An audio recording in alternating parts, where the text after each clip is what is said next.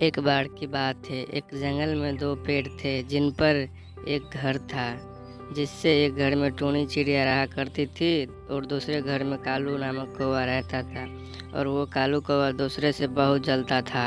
टूनी बोली, अरे मुझे बहुत दिन हो गए हैं, मैंने चिड़िया चूड़ी नहीं पहनी है। चलो आज मैं घर पर हूँ, आज मुझे कोई काम भी नहीं है और कहीं जाना भी नहीं है। आज मैं चूड़िया पहन के आती हूँ, अब देर नहीं करती हूँ, जल्दी जाती हूँ, जल्दी। उसके बाद चिड़िया चूड़ी पहनने चूड़ी वाले के घर आती है। बहुत देर चलते हुए चूड़ी वाले के घर आ जाती है। लाइए चूड़िया वाले भैया चूड़ी, मुझे कुछ चूड़िया पहनना है। मैं बहुत दिनों से चूड़िया नहीं पहनी है, इस वजह से मैं आज चूड़ी पहनने आई हूँ, समझे आप। मेरी बहन, मेरे पास तुम्हारे हिसाब से चूड़िया नहीं है। तुम ऐसा करो, 2 या 3 दिन बाद आना।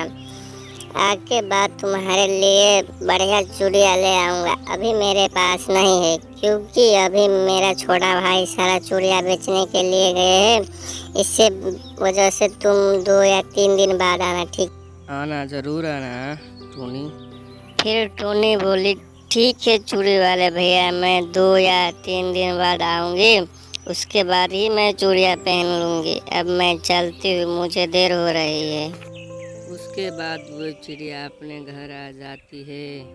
अरे मैं बहुत दिन से कहीं घूमने नहीं गई, कल कल कहीं घूमने चलती, वैसे मुझे घर में मन भी नहीं लगता है। अगले दिन टूनी चिड़िया घूमने के लिए जाती है, लेकिन रास्ते में उसके एक बैग दिखाई देती है और टूनी उस बैग के पास जाती है। अरे ये इतना सुंदर बैग यहाँ क्या कर रहा है और इस खेत में कौन गिरा गया है? मेरे तो कुछ समझ नहीं आ रहा है। ऐसा करती हूँ कि मैं इस बैग को अपने घर ले जाती हूँ, क्या पता किसका ज़रूरी सामान हो। उसके बाद चिड़िया अपने घर ले आती है और बैग को लगता है इस बैग में कुछ ज़रूरी चीज़ है, मुझे उसको खोल के देखना चाहिए। क्या पता मेरे ज़रूरी की चीज़ हो। अगर मेरी ज़रूरी की चीज़ हुई तो मज़ा आ जाएगा, फिर तो बहुत अच्छा होगा। जल्दी से इसको खोल के देखती हूँ मैं। उसके बाद चिड़िया ने उस बैग को खोल के देखती है और चिड़िया को उस थैली में बीज दिखाई पड़ती है, जो कि जादुई बीज थे। चिड़िया उन बीजों को लेकर सुबह अपने खेत में पहुंच जाती है और खेत में पहुंचते ही बाद जल्दी से इन बीजों को बखेर देती हूँ, उसके बाद आके रोज देखूंगी। वैसे तो मुझे पता नहीं है कि किस चीज़ का बीज है, लेकिन मुझे बखेरनी है, उसके बाद इन देखभाल करूँगी। चिड़िया को इन बातों को पता कालू कौवा को चल गया था और वो बीज जादुई बीज है वो उसको पता नहीं था। और कालू कौवा सोच रहा था, अच्छा अब टूनी चिड़िया बीज लगा रही है, बहुत ज़्यादा होशियार समझती है अपने आप को, सोचदारी है। मैं बीज लगा के बहुत मालदार हो जाऊंगी, लेकिन उसको पता नहीं है कि जंगल में एक कालू कौवा भी रहता है, वो उसके सारे बीज को बेकार कर दूंगी। इधर कालू कौवा चिड़िया के काम को बेकार करने में लगा हुआ था, लेकिन इधर चिड़िया ने सारे बीज बखेर दिए थे। चलो आखिरकार सारे बीज बखेर दिए, काम तो ख़त्म हो गया। मैंने सारे बीज बखेर दिए। बस अब तो मैं सुबह आकर इन बीजों को पानी दूंगा, जिससे इन बीजों सारे बीज फसल बहुत अच्छी हो और इन पर अच्छे फल आए। अब मैं सब दिन आकर इस बीजों को देखूंगा और पेड़ निकला कि नहीं निकला, किस चीज़ का है वो पता चलेगा इसी बीज से। उसके अगले दिन टोनी अपने खेत पर पहुंचती है। अरे ये क्या, ये पेड़ तो इतनी रात में ही इतने बड़े हो गए। मुझे तो लगता है कि ये जादुई बीज थे, लेकिन सिर्फ थे एक ही। पेड़ क्यों हुआ? वो मैंने तो बहुत सारे बीज दिए। अरे मैंने तो बहुत सारे बीज बोए थे, सिर्फ एक ही पेड़ है। क्या बात है, इधर कुछ पता नहीं चल रहा है मेरा। उसके बाद वो जादुई पेड़ से आवाज आने लगती है, खटखट उठ उठ के, और टोनी से कहते हैं वो पेड़, अरे बेटा, मैं एक जादुई पेड़ हूँ और जो थैली तुमको मिली थी उसमें सिर्फ एक ही बीज था, जो कि जादुई बीज था, जिससे वजह से मेरा जन्म हुआ है। और मैं एक रात में बहुत बड़ा हो गया हूँ और मैं चिड़ियों का जादुई पेड़ हूँ। मेरे ऊपर कल ही सारे चिड़िया आ जाएंगी और मुझे वरदान मिला है कि तुम एक ही रात में बड़े हो जाओगे और अगले रात में तुम पर चूड़ियाँ आएंगी। अब तुम्हें चिंता करने की जरूरत नहीं है मेरे टूनी बहन।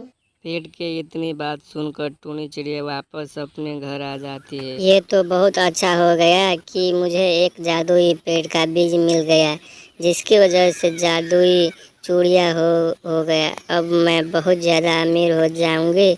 अब मैं सारे चिड़िया बाज़ार में बेच करूँगी, जिससे मुझे अच्छा मुनाफा हो, और उस मुनाफे से मैं अपनी बड़ी दुकान खोलूँगी।